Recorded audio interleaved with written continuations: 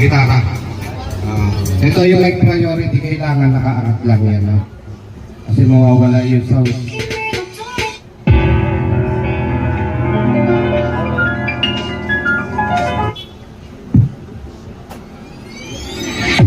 Ayan, diba?